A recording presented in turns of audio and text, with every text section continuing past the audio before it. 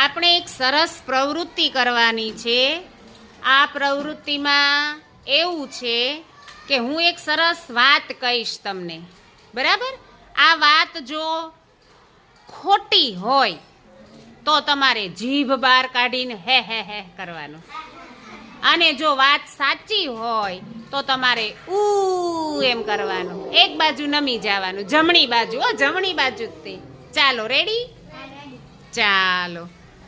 દરેક માણસને 4 હાથ હોય. જીભ બહાર કાઢો રુદ્રાંશીબેન. સરસ. ચાલો, બીજી વાત કે માછલીઓ પાણીમાં રહે છે. અરે વાહ. સિંહ માળામાં રહે છે.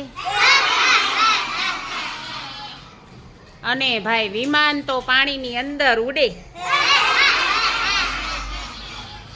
રિક્ષાને 3 પૈડા હોય.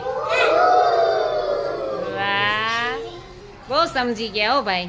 ગરોળી તો માણસની જેમ ચાલે.